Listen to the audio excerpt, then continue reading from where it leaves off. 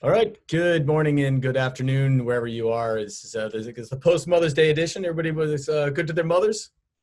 Oh yeah. The nod. Yeah, yeah. It's good solid day here to do that. So in Newport and sunny and nice and breezy was nice. So today, we did a sitting around with the mothers. We did some storytelling. So I thought that was kind of a fitting connection to kind of a lot of it that seems to be going around the internet right now is people kind of open up old photo albums and I've been going through some good hard drives and DVDs and put some photos and stuff on Instagram, and digging into the archives is always fun, and you realize how many cool things you've done, and you guys have done far more cooler things than me, that's for sure. And so nobody cooler right now on the planet than Amory Ross, who's I think his former staffer here. He used to work as our photo editor and then went out to do greater things while the rest of us stayed home, and been around the world a few times, worked inside a couple campaigns, and he has plenty of stories to tell, I'm sure. And someday we'll get him to tell him when his non-disclosure agreements are all, null and void someday. But so Amory did a story for us in the last issue on 11th Hour Racing Boat One delivery from Brazil, right? Back to France, which was a bit of a test run to figure out how to sail these 60 footers that normally sail by one, sailing with 5 or 6, right? Is that the ultimate? And a bit of a trial run, and it's a great story. So it's in the issue that you guys have hopefully seen it, but for those watching, hit me up for a issue and I'll send you one in the mail. So anyway, so Amory's got a cool, tell us a little bit about that experience and what you got for us. So we went from Salvador to Bahia, all the way up to France, the coast of Brittany, which is where most of the IMOCAs call home. And the idea, as you said, was just kind of sink our teeth into the platform a bit. And for a lot of us, myself included, it was the first time offshore on an IMOCA. And, between the Volvo 65 of the last couple of editions of the Around the World race, and then before that, the Volvo 70, the offshore scene has experienced some pretty drastic evolutions, and the IMOCA with the foils, being another huge leap. So the video that I sent you was, I think it was our first or second night of the delivery, and it was cranking, blowing pretty good, almost 30 knots of breeze. And my first kind of real experience on a boat being driven by autopilot in the middle of the night at high speed. So somewhat unnerving and pretty difficult to sleep. A lot of new feelings and new experiences. But as you kind of alluded to, the night is something that we don't often get to experience from a video standpoint. It's just so dark and so hard to capture. So hopefully there's something in here that shares a little bit of that experience. And I know digging it up this morning, I had some mixed emotions coming back, but fire away. Right. So real quick, I'm going to do max volume. So hopefully I'll try to see if you can talk over this a little bit, Amory, but so explain a little bit what's going on. Everybody can see it okay? Yep. Great. We'll roll it. So this is Abby Ayler in the cockpit, and the boat that we have is pretty well covered. The cockpit has like a sunroof that you can kind of pull back. So I don't think, can we hear anything, Dave? I can hear it fine. You need to turn the volume up, Dave. Yeah, same amount of breeze, so 28 knots now. The boat is consistently matching wind speed. We're not getting the highs and lows of boat speed that you used to with the conventional wow. Pretty unreal, absolutely unreal. What she's talking about is how the boat is just constantly kind of maintaining speed. You're not stuffing the nose and slowing down. It's just like stuck on 30, which is pretty wild. And then that's Charlie waking up. I think it was getting pretty breezy, and as kind of person in charge, it's his responsibility. But Dave, if you go volume back on. I think he's talking to Kyle, who's watching the autopilot there.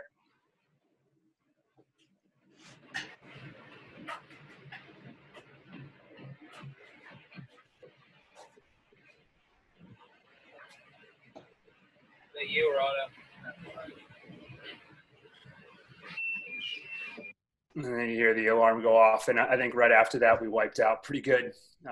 It's a shame that you can't hear the noise quite as well as in the actual video, because I think that's one thing that you listen to people talk about foiling and these boats in particular, and they're just so loud, and the high, like this is very high pitched whine of the foil, which inside is basically like an echo chamber.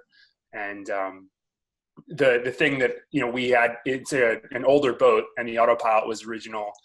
And I think a big thing that these guys talk about is like learning to trust their autopilot. And we had quite a few autopilot issues on the way back, but it was a little, like I was saying, a little unnerving going that fast in the middle of the night on autopilot. That was a big first for me. How fast? For a lot of us. I think in that clip we were doing about 30 knots in like 28, 29 knots of breeze. But you can't see anything. You're inside that area, and you just have two small windows to look at, and you can see all the water running off the back of the coach roof, and you have this like insane sort of inertia, this feeling of speed, but you've got nothing to look at except a couple of instruments. And then to have the autopilot start beeping at you and either turn up or carve down, and it was a pretty full on. You can tell by when Charlie's eyes go buggy, is that when he's about to freak out? You can just hear, the cavitation on the rudder, and from inside the boat, your ears are the first thing that really kind of tip you off on an imminent issue, and something just doesn't sound right. And that was when he got up just to look at the breeze, what the trends were, whether we needed to, either put in another reef or change the front sails or the boat's configuration. And then I think we pretty quickly, right when that video ended up on our side for a little while. But yeah, it was a new one for sure. And when the boat ends up on its side, as your job as an onboard reporter, do you go into sort of trying to save the yacht mode or trying to save the video to make sure you have it for us, then for to share with us later? I think in most circumstances, the responsibility is to capture whatever's happening. That was, we were sailing back in a 6-person group, 5 sailors under race configuration. But in this instance, I think I was probably trying to help more than anything. We're not racing, so an extra set of hands when we're all trying to figure out the boat and come to terms with something that's new. It's important to be of assistance if possible. This was just a delivery, but under racing circumstances for sure, until there's something really wrong, you're trying to tell the story. Real quick, one of the coolest memories I remember from a previous race was you capturing this sort of night crossing, I think off, was it off Newfoundland, or it was sort of on the transatlantic leg where you had a crossing, and it was one of the most powerful videos ever. And it's just sort of the hardest part of the storytelling in these races is the stuff that happens at night, right? And so you're sort of limited by your equipment and what you can do. That was leaving Newport in the 14-15 race on Alva-Medica. And we had a really quick exit of Narragansett Bay, and then the fog rolled in, the breeze kind of shut off, and we had to sail around the TSS zones that are off of like no man's land. And I think it was Abu Dhabi ocean racing. We ended up in kind of we were both trying to play the coast, I think. And we had like 2 or 3 close-ish crosses, but it was really foggy, like, I don't know, maybe a couple 100 yards of visibility at the very most. And downwind, I think we were sailing A3 or something. It was pretty light, but we were moving, and Charlie was down below watching the IS, and what was supposed to be a very conventional port starboard ended up, I think they, either we crossed them by a boat length or they crossed us by a boat length. But I remember the only thing we could see was the bow light and the masthead light. But we were talking, I mean, the two boats were sort of yelling at each other, starboard, and I completely forgot about that. That was a pretty wild one. Yeah. It was a combination of the middle of the night, fog, so you're completely disoriented. You've got nothing to drive to, and the AIS, kind of communication issues from somebody down below or in the tunnel, and whoever's on deck, trying to sail the boat. But as cameras, I mean, it's going to be interesting. Cameras have come a long way over the last decade, and the low light sensitivity is really improved. And I have a pretty good feeling this next race, or really anything for that matter, these cameras will essentially be able to see in the dark. It's almost going to be like infrared stuff, and it should open up storytelling at night and inside in a way that we haven't yet seen. That's good. The good stuff happens at night, right, Gary? They do. Absolutely. So, thank you very much, Amory. So send me that clip again. We'll put it back out there to share. It was super cool. You captured the drama of the cross and the it'd be fun to find that one. That was pretty wild. Cool. Yeah. Gary, so you on the show and tell edition, it's gone in a similar vein. You wanted to share something that you did, speaking of this offshore double-handed stuff, a little thing you guys did in the Chesapeake, right? And let's see if I can go dig it up. What do you want to do here?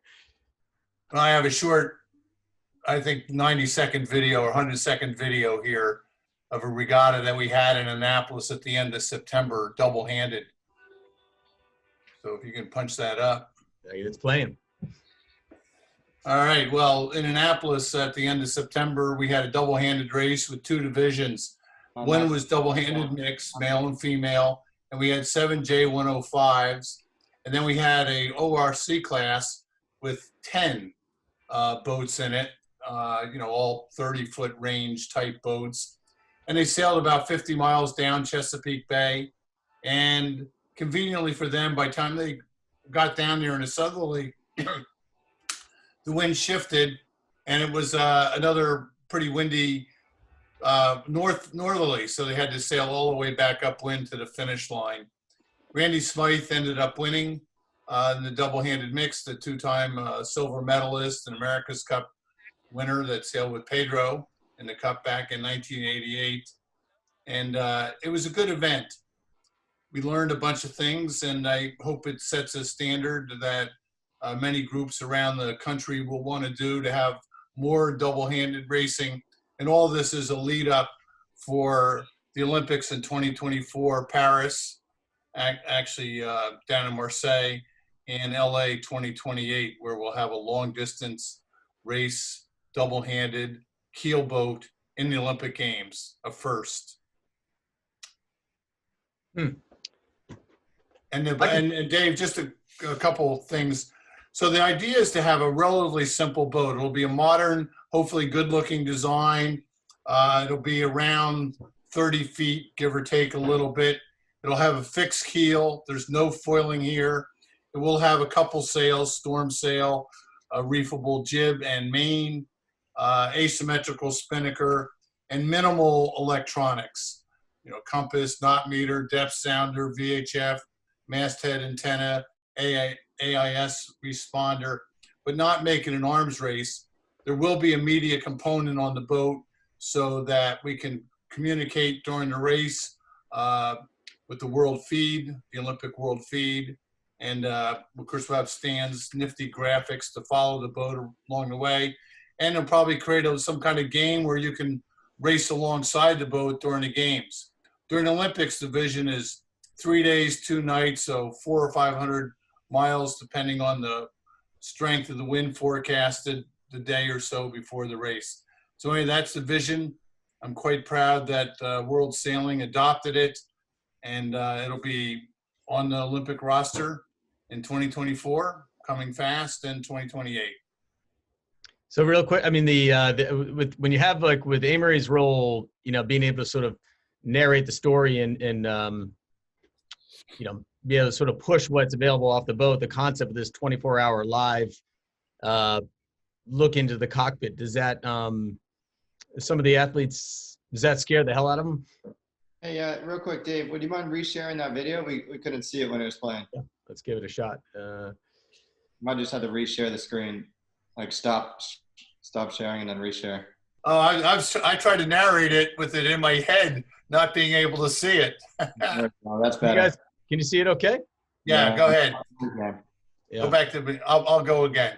Yeah, you don't have to go again. So maybe as it's playing, again, this sort of concept of 24-hour just viewing in the cockpit, everything that happens, is that, it's technically pretty challenging. And do the athletes, what's their thoughts on that, of being sort of viewed by everybody? Well, you'll be able to switch on and off. You'll have little cameras there, and they'll have to assume that we're switched on all the time, and we can follow the boats, both the tracking and video, and then have audio so we can do interviews periodically.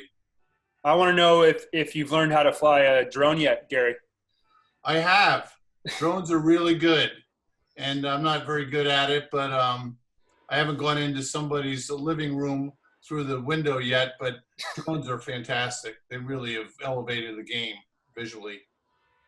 And so the athletes and the storytelling, as I know it's early on, but does that become part of the training on how to, kind of deliver the message from the boat, or is it still live, unscripted, kind of a video concept for Olympic sailing? Well, you certainly don't want it scripted, but Amory's our hero when it comes to media from on board the boat. And but you'd have these cameras fixed so that you spend your time sailing, but you speak to the camera under the boom or in the cockpit and have interviews, and you might have a roster knowing that 10 minutes after the hour, they're going to be coming to you for 2 minutes. What's going on? What's your strategy? Cameras on the boat. That's, Stephanie, I remember, I guess it was Rio, our 470 women's last race. That was sort of, that's those moments though that you have live video, and it's hard sometimes. Yeah, it's a little hard to have the onboard camera, but just have to pretend like it's not there, I guess. Easier said than done. Huh? Yeah. All right, cool. So let's see. Next up on our storytelling, Ed, you sent a pic, so let's see what you got here. See if I can work this screen thing right. Let's see. Yeah, it's too bad you put the date on the pic. Can everybody see the book? Can you see the image okay? I do not see it. All right. We'll fork this thing out. Yeah, what you get for But Amory. this, this follows along the lines of what we were just talking about with Amory, and going at night and not seeing much, and this is one of those moments in my sailing history where I think about it all the time. It was a tremendous learning moment, and we were sailing the laser midwinters, and a big storm came through on the last leg and shifted the wind around so that we were reaching from the bottom mark to the finish line. And the storm was going to come across the course, and the rain was going to, white us out so you couldn't see. And I remember that it was one of those moments that I just learned a tremendous amount. First of all, I learned that it's really valuable if you're going to be wearing a sweatshirt to make sure it has a hood, so that the hail in the rainstorm that we had doesn't bash your head in. Hats are good as an alternative. But I saw this rain coming, and you can see your vision is only about 7 or 8 boat lengths away. And it just dawned on me that this was one of the first events that I ever sailed where I had a compass. And I thought, geez, I'm reaching to the finish line, and this rain's going to come through. Maybe during the rain, it's going to shift the wind direction. I'm not going to be able to see. It's only a half a mile to the finish. Maybe I should check the compass and make sure that I keep going the right direction. and sure enough, during the rain, the wind shifted, and I was able to use the compass to keep me going towards the finish line. And I went from being in 4th place in this race and crossed the line here just as this picture was being taken to get the gun and win. And I thought, wow, what happened? And about 5 minutes later, the rain stopped and it cleared out, and you could see there were boats that had sailed all directions, not realizing where the finish line was. And just that simple little thing of checking the compass direction, made a huge difference at the end of the race. And just those silly things that come up day after day. Every time we go in the water, we learn something new. And the challenge, I think we would all agree, is to not relearn those things. And, you know, that's really hard in the sport. You get out there and you go, oh man, I did that again. But really fun to just remember back at those aha moments that you have through your career and that help you every day you go out. Who here has gotten lost going to the weather mark? Pretty much everybody. That was 1981. Hi, Ed. That was that the peak of your laser career? My laser career was much shorter than people like to give me credit for. I only really sailed the boats for about 2.5 years. So 1980 was when I won the Worlds, and this was, I think, maybe the second regatta after the Worlds. I was sailing Solings more often and spending more time doing that and J24s. Who took that picture, by the way? Was Amory out there then? Yeah, you know, I think actually, you know as well as I do that Amory wasn't born yet at that point. But you know, that was just somebody from the race committee boat, and it was actually weeks later that this guy just approached me at another event and said, "Hey, I got this cool picture of you," and he handed it to me. You know, and again for Stephanie and Taylor. It used to be that you didn't have digital pictures. I know it's hard to imagine, but you couldn't just send them. We didn't have laptops. We didn't have phones, and people would actually hand you a hard copy of a photograph that had been, you know, produced in the laboratory. Oh, we got some photo albums back. Yeah, we've lived through that. Cool. Well, so you don't own a laser anymore, right, Ed? You're done with your laser sailing, period. Yeah, the laser. Even my kids have moved up to the next platform for what they want to do. So the laser. We had at one point 5 boats in our driveway, but they're all gone now. All right, cool. How was the 3-to-1 on the bank purchase? That's changed a little bit. Yeah, you noticed that. That's a good pick, you know. And the big move about 5 years after that picture was taken was to reverse that and put the cleat down on the bottom, which I never really enjoyed. But yeah, the laser has been through a couple of big transformations, and it remains a very exciting and viable class out there for people to go and race. Nice. All right, so Ed, you're going to leave you on the spot there for a minute. See if I can do this right. So, so Dave Paulson had a little something that he wanted to do. So can everybody see my screen? I'm doing this right. Between the restrictions keeping me from getting to the gym. Wait, hold on, Dave. Let's see if we can get this right. We got it. We can see it. That was a wrong race here. I think it's supposed to be this one here, right? Yeah, it looks a little more ancient. 35th? No, that's, oh boy. Too many things. Let's see. Race 7, leg 4, Lingy, New Zealand. We can see. Yeah, that's it. Oh, so maybe I can see it. Let's see.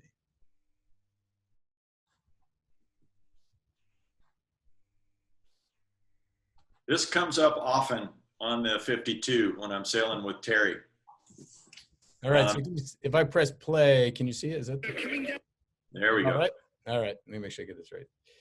So should we go audio on? Go ahead, Dave. Let's see what you got. Okay. So between the restrictions keeping me from getting to the gym and inclement weather up here in Vermont, I set up my bike trainer in the basement, and the choice was either to stare at the utility sink or set up my computer and watch some sailboat racing, and happened to come across the race 7 that Ed knows quite well here. Amazing race, and 50 minutes of racing, and was I think 5 or 6 lead changes and a photo finish. And what I want to do is have us look at this just a minute or two here, and I'd be interested, Ed, in you sharing a little bit with us about what's going on in the boat, what's going on in your head that last little bit to the finish line when you're watching New Zealand do their circle, and they're hoping to complete it and get across the line before you do, and you're obviously hoping to get across the line before they complete their circles and get back up to speed. Well, this is a great story. You know, at the top mark, we had 15, 17 knots of wind, and on the way down to the finish line, the wind shifted almost 180 degrees, and it was very light. You can see the boats just standing straight up. New Zealand got the new breeze first and shifted out of their kite, but they had a penalty to do at the finish line. So I'm sure if they had to do it over again, they would have waited just another quarter of a boat length to turn, and they might have gotten us. But they did their penalty. They tacked over. Now they have to tack back and bear away to a downwind course, which is below 90 degrees to the wind. So they can't really just stop here and go straight at the line. They have to keep turning down. We are still coming along, but going slowly, just building our speed. We had a lot of problems because we broke our spinnaker pole, and that caused us to slow down quite a bit before we got the jib up. But we were just able to come across the line right here ahead of them. Everybody knows that got revised to being a 1-second victory, and that was winning the America's Cup. It was actually a really interesting thing because it's when I learned that the billionaire who, you know, Ernesto Bertorelli, that ran our campaign, that he thinks faster than the rest of us, you know, and when we finished the race, the woman on the finish line boat had the blue flag and the yellow flag. Ours was blue for that race. So whichever flag she puts up is the winner. And, you know, she had the blue flag in her hand. We crossed the line. She twitched like she was going to start to lift it. And then she looked down on the deck, put the flag down, and started to reach for the yellow flag. And we were all just like, no. And then she changed her mind and went back to the blue and raised it up. You know, it was like, oh. But before she even raised the blue flag up officially, Ernesto could tell what she was going to do. And he had his hands in the air, and we were all like, huh, what's he doing? And half a second later, we knew. So it was really funny that to see that he just thinks quicker than the rest of us. So Ed, what was going on in the boat? You're watching New Zealand doing their circles. Is it dead quiet on the boat, or are you guys? If there are conversations, what's going on? Well, you have to put it into perspective that this all happened 2 minutes from the finish line, and we broke our spinnaker pole. The pole came back and almost impaled Lorenzo, our downwind trimmer, and he just grabbed it with one hand and kept trimming with the other, and all this carbon fiber and splinters and everything. And then, you know, we immediately scrambled to put the jib up, which we had ready just in case there was something weird. But the kite now was compressed and really round, so it was slowing us down. We couldn't reach with it very well, and it took us a while to get all that done. Once it was down, we were dead slow. I think we were only about 2.5 knots of boat speed because there was just no wind right there, and we just tried really hard to get going. And that last 2 minutes that should have been only 2 minutes of sailing took us about 5 minutes to get there. And everybody just was working as hard as they could to get the boat going again. But it was a real scramble. And of course, you know, we just had to do everything we could. There was nothing we could do to control what the other guys were up to. So we just did our best. Nice. Well, so that set the trajectory to a whole different Cup world that we've been living in of late. And so I think Jonathan wanted to sort of bring up the point that what used to be slow motion is now fast motion, right, Jonathan? So let me let's see, bring it up here. Is this what you want to see? Everybody see that okay?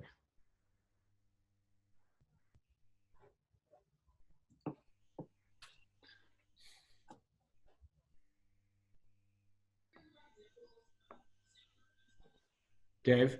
Yeah, you still there? Why don't you go ahead and fast forward it to the start? All right, just before the start. So I believe, let's go back to the start is what you want to see. Everybody see that okay? Yeah, but you can skip some time by going forward. Okay, to 2 minutes to the start. Go to like 30 seconds. There you go. Amory was here for this one. Okay. There you go. How about a good minute? This is just to set the stage. Last race of the America's Cup in Bermuda. Oracle versus Team New Zealand. Obviously, New Zealand seems to have the edge in the series, but Oracle's made some changes. They're using their big foils. It's basically do or die for them in this race. If they lose, it's regatta over. So to me, the cool thing about this video and about this story is just how well both boats are sailed. The Kiwis they've created a better package. They've got a boat where they're able to utilize the manpower and the brain power of their crew more efficiently than Oracle. You know, they've got the cyclers, so they're able to generate more power.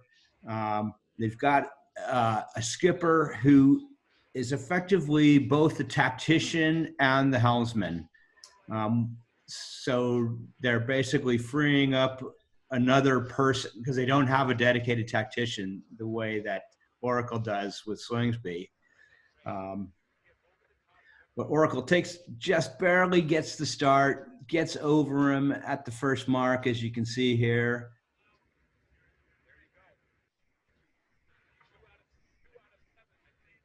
Kiwis accept that they're going to be behind.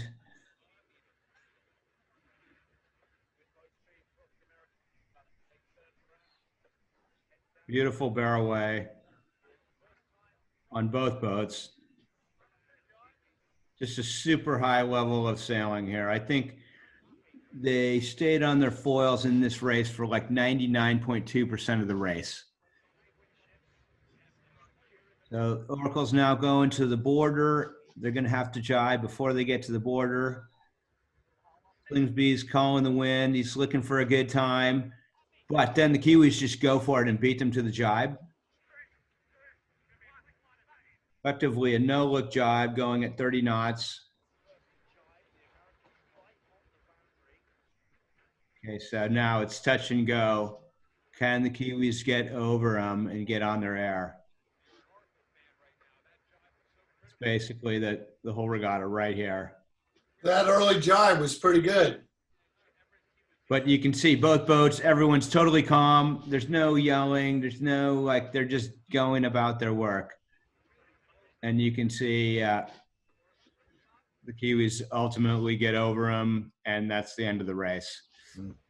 The cool thing is, though, and you can go ahead and stop the video here if you want, Dave. Just listening to the conversation on board and listening to Burling and just how completely cool and calm he is. You know, there's no extra anything. He just issues the commands, they do the maneuver, boom, that's it. And, you know, the American boat or Oracle it's noisier. You know, they've got more conversation. They got, you know, the wing trimmers talking, Slingsby's talking about the breeze, and Spithill's talking about this and that. So it's a more complicated decision-making matrix. And they also just didn't have many hands on the handles or feet on the bicycle, so they just don't have as much power. So it's amazing how those few small things ended up being the difference. One of your favorites, moment, and Amory was deep inside that chaos there during the time. Yeah, it's fun watching that stuff, and I think it says a lot. You know, there's been plenty discussed since, but just the relationship that Blair and Pete and those guys had, and sort of the unspoken communication. I mean, there were very few words required. Yeah. And the other thing too, of course, is with the bikes, you know, more people had the opportunity to use their hands. So the responsibilities were far, you know, they were just more spread out, and there didn't need to be as much dialogue. But those guys didn't say a lot anyways. I mean, it was amazing. You come in at work and people would just be, Pete, you know, for example, would come in and the first thing you do in the morning was go straight to the rudders and work on fairing the trailing edges, and everyone kind of had their work and responsibilities, and it was a very kind of quiet about business program, and you could see that reflect all the way through to the sailing. But that was a lot of fun. Yeah, it's cool. That was my greatest memory of working there. It was cool that they were fully embedded in the race village, and you know, people would wander in and watch them work in the morning, and Oracle was sort of hiding off in their own zone and fully disconnected from the event. And I think that, you know, their fan base grew day after day because they were, you know, tangible. People could see them go about their business. Super cool. All right, cool. Thanks for that. So, Tony, you wanted to bring on some big boat stuff here. What was? Let me see if I could tee that up for you. Yeah, sure. So you can just hit play on that video whenever you're ready. And you know, it's so this was at the Caribbean 600, the Rourke 600, which is a 600-mile ocean race. A lot of you guys on the screen have done it. And can you guys see okay? Yeah, have it. Nope, can't see it yet, Dave. Let's see. I think you got to open it yourself and then share it separately. Let's see. Yeah, I'll get this thing. I'll get this thing right someday. Right. There we go. Anyway, so I was fortunate to do that race on, this is similar to Amory's experience. You might notice some similarities in that we're on a boat on the ocean. That's pretty much where the similarities end. I couldn't figure out why Amory couldn't hold his camera steady. It's not that hard. I mean, you just sort of point it, right?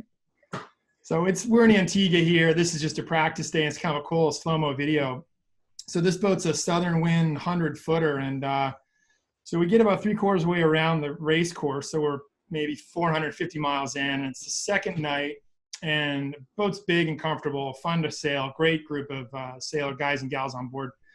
So we're sailing between Desirade Island and Barbuda, sort of most of the way through the race. The second night, you don't do a whole lot of sleeping on this race. Everybody's pretty tired. And we're reaching along at about 20, 25 knots of wind with a jib top up. And just hit press play again if you like, Dave. Mm-hmm. Jib top and a staysail and main, reef in, reef out, cruising along, having a great time. Sailing basically at about 13 knots, pretty much the target. This boat goes the same speed most of the angles on the course. And now it's probably 4 o'clock in the morning and we're going slower and slower and slower, but we're 2 days into the race. No one slept much. Really hard to figure out. Is it us? Is it maybe it's the Speedo. Let's try the Traveler up. Let's try a little more twist. Let's try, how about if we furl the staysail? Let's change drivers. You know, we tried everything. And so we waited till about 6:37 in the morning where we finally had some daylight. And the first mate on the boat goes down below. And of course he's got a cool little, you know, scope. He can look down and see if there's anything, any seaweed. We figured there's seaweed everywhere in the Caribbean, right? He can see a little sort of flapping plastic. Couldn't quite work out what it was. So we figured, all right, we're going to have to do something here. So we're about 1.5 knots, 2 knots slow and another maybe 200 miles to go. So we're talking about this. How do we back down a 100-foot cruising boat in the middle of the ocean in big waves? So we finally said, well, we got to do something. You can't steer the thing and shake anything off. You know, this is a 100-foot boat. So the captain decides he's ready. He's got his, you know, swim trunks on, knife in his teeth on the transom. I was driving. I go head to wind, drop the, you know, furl the headsails, start backing down. And now you can cut that. And I'll show you on that photo, Dave, if you're able to work on your IT there. And I'll show the photo of what we found that was attached to the keel and rudder. So we managed to run into one of those drift nets. That's it. So that bundle of fun right there is a drift net or bits and pieces of fish nets. Maybe Taylor, you grew up in the Caribbean. You can tell me a little bit more about what I'm looking at. But all I can tell you is it weighed probably over 300 pounds. It took about 6 of us to get it onto the boat.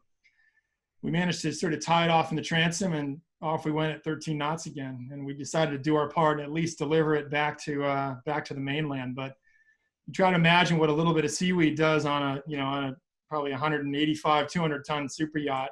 That's what it looks like. And that's worth 1.5 knots of boat speed. Surprised not more than that.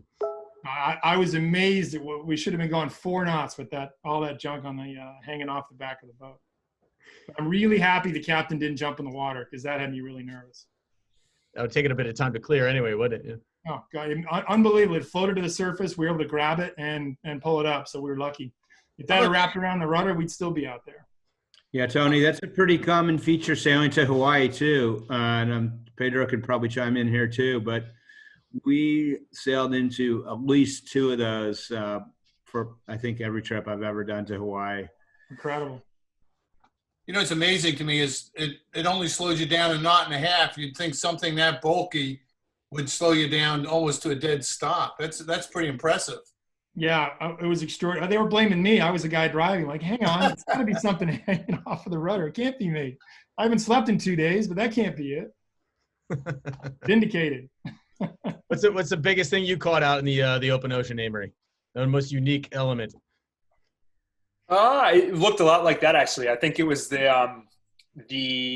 would have been the 2011 12 Volvo with Puma. We were dismasted in the South Atlantic, and when it rains, it pours. At some point, we had a net, with rope like this thick around. I know that's hard to gauge based on the laptop camera, but it covered, by the time we sort of got everything sorted with the rig, and by the time we started motoring, we, between the jury rig and everything else, we were going pretty slow. But I think sometime that first night we wrapped ourselves in a lot of stuff. And by the time we got out of the water, like the whole foredeck was covered in rope and net. And it looked very similar to what you just showed, Tony. Basically like the nuts and bolts of a car wash. All right, cool. All right, Steph, your turn's next here. Let's see if we can, which one are we going for? Yeah, let's see. We're gonna go for a quick both here. So what describe this moment that we're looking at here? Yeah, so this was last fall. We were sailing in San Francisco during Fleet Week, and the Blue Angels went for a little flyover over us. And I just thought this was a cool video right now. Last week down here in Miami, we had the Blue Angels fly over for Nurse Appreciation Week. So I just thought it was kind of cool to relive that moment and just give a shout out to all the nurses who have been working really hard during this whole crisis. Yeah, it's a little bit similar to your New York flyover there, Amory, huh? In the Warbirds. It's incredible what they do. We were lucky enough in Pensacola last winter, and see those guys out, almost every day. It's amazing. Super cool. Hard to forget. Yeah, Steph, those sort of moments. Yeah. It's a shame that the volume was down. The noise of those things is the most impressive. It was actually really good mental practice for us, like doing starts right where they were flying over, because you couldn't, like Maggie and I couldn't communicate to each other. So we were having to really, practice our communication without being able to talk to each other, which was kind of fun. That's wild. Yeah. All right, Steph's next share here this morning is going to inspire us all to do a little bit more than our morning sit-ups. So I'll turn on the volume. You can narrate what is it that's going on here in the gym this morning. Well, unfortunately, it wasn't this morning. I'm missing the gym a little bit, so this is a bit of a throwback. But we're just doing some agility training this winter, where we had cones set out that were different colors and different numbers. So we were basically practicing stressing my body out at high intensity and then having to make decisions under that stress. So it's pretty hard, once you're breathing really heavy and your body's exhausted, and the coach was yelling, orange or 16, and I had to run to the cone number and remember where it was. And then you can see here, we turned around, so everything was opposite, and just connecting the mind to the body was really good training. That coach looks like Taylor with bigger muscles. Yeah, one day. Anybody want to take on this workout? That reminds me of running on the path this morning past Chris's house. That's what it's like, avoiding the people who are just walking on the path without masks, oblivious to what's going on. Yeah, that's what I was training for, actually. COVID training. Yeah. Cool. All right. Well, you keep at it. You keep us strong and healthy. Before I come to you, Taylor. So speaking of dodging snow, Chris Snow. So mine for the day, I was digging through something real quick. Let's see if I can open this up. And one of the most enjoyable regattas, this came up in a discussion the other night, was this one here that I've had in my lifetime. Chris will remember. I got the trophy to prove it, but the plaque is the plaque has fallen off. So I think we finished second. I don't remember. But Viva Mexico. Yeah, well, so I was looking through something recently, and I came across this GoPro that I had mounted on the back of Chris's boat here, and I'm sure we won this race, or not we, but Chris was driving. So can you guys see it okay?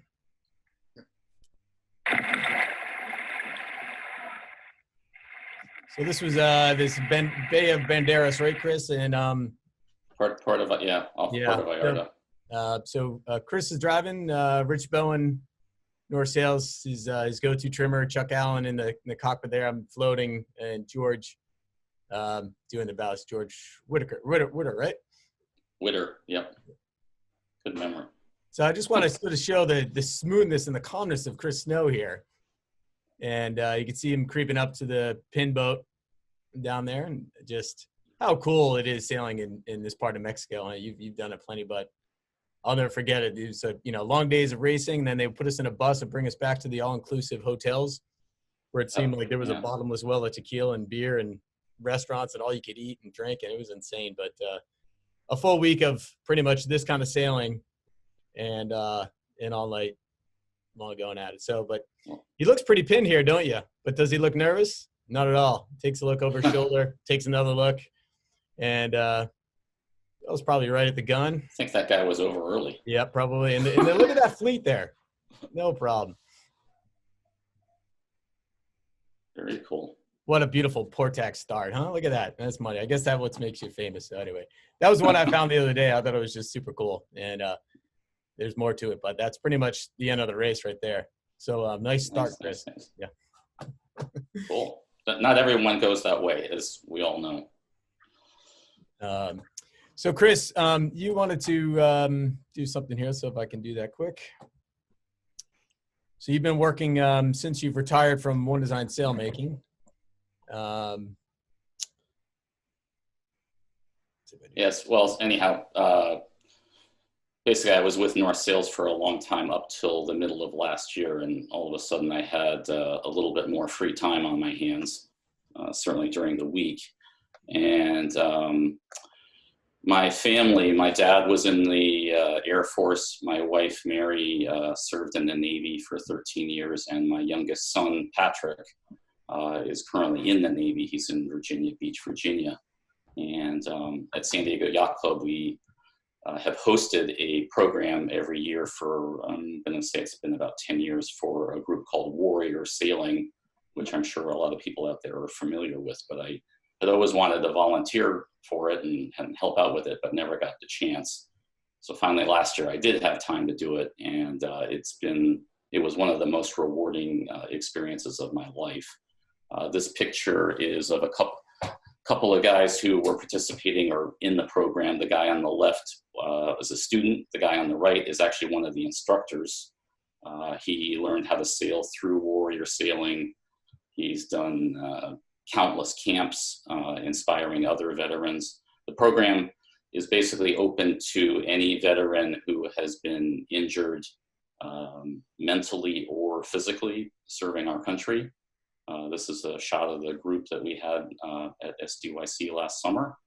Really, actually a very diverse group of people, women, people from all branches of the military. The program is essentially run partly through the VA. This guy, it's quite a program. This is the group that I sailed with. I sailed with these guys for 3 days in a row, and by the time we got done, they were all reasonably competent sailors. These two guys on the left were both Navy SEALs. Some of the stories they could tell you are just off the chart, just super inspiring. The second guy from the left, Steve, was ambushed in Afghanistan, essentially had his foot shot off in an ambush, was still hanging on there, but he had 18 surgeries to get back to where he is right now and standing fully upright. And just quite an experience being around these guys. And the biggest thing about these events that I got out of it is the camaraderie that the participants enjoy being with other veterans who've, are in similar situations and are going through, an experience of doing something completely, that they're completely uncomfortable with. None of them know how to sail. This is many of them, it's their first experience being on a boat, and just kind of going through that whole experience with people in, with a similar backgrounds, and being able to kind of check in and make new friends is just, it was a really cool experience. And if there's anybody out there who can support warrior sailing. It's all run through the Kings Point Foundation, either monetarily. A lot of the funds come from the sale of boats that are donated to Kings Point. Just can't say enough good things about the experience. So unfortunately, all the programs they had planned, at least through the middle of the summer, had been put on hold, but the program for sure will go on, and it's really quite something. I remember Ralph Stites telling me once what outstanding teammates they make, because they just big boat sailing. They know how to work. Absolutely, yeah. And there's no, I mean, these guys are when they were in the military, they were overcoming obstacles. Now post-military, there's nothing that phases them. It's pretty impressive. I can second that. I had the opportunity to go sailing with the Warrior Sailing Crew, and it was awesome. Like what a great group of people, and just getting out on the water with them, that opening their eyes to a new sport was absolutely. Sure. Yeah, lots of fun. Cool. Well, I think we've exhausted our time, and unless Pedro, you're gonna have to share next week. I think is you're up, dig into the archives. Oh darn! I was gonna get Jonathan Good too. I guess. Oh, okay. Let's go for it. There's no true time limit. Next week, and you'll learn what I was gonna talk about. You want to do it now? Yeah, go for it. All right. Here we go. I didn't trust the IT guy. Thank God. So let's paint the picture here. We got the that's wrong share. No, see, yeah, fire the IT guy. Here we go. Yeah, fire the IT guy. Hey, Dave, if I could make one comment before we leave, and it certainly impacts both Pedro and Jonathan, but a great Yalie passed away this morning, Harry Anderson, who certainly contributed a lot to our sport. And I see you've got his book by Roger Vaughn there, A Strenuous Life. Yeah, I was going to mention that. Yeah. Harry was a massive contributor to Yale, and he, more than anybody else, figured out how to share the rules and sort of made the rules interesting and made the rules cool. And then Dave Perry kind of took up that mantle. Is that right, Pedro?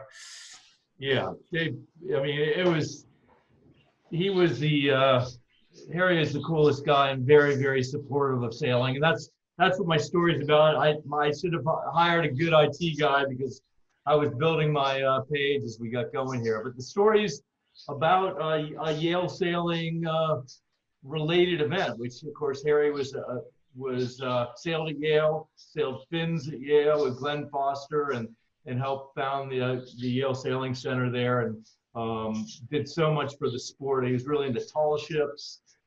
He was Gary, one of the guys with the straw hats in the America's Cup days, Commodore of New York Yacht Club for a time, and a race official. He ran U.S. Sailing for a number of years, or what was USYRU at the time. He was executive director. All right, so I think the goal is, Pedro, you got to tee it up for next week, and I'll make a promise to ourselves. The first regatta, we'll all do a Harry A in his honor. How's that? Good idea. All right. Well, thanks, everybody. Thanks, Amory, our special guest. Thanks for having me. And made it the longest episode ever, but so hopefully people will get through the first 30 minutes. All right. Thanks, Dave. Thanks, Dave. Thanks, Dave. Have a good week. Yep. Thanks, everyone. Stay healthy.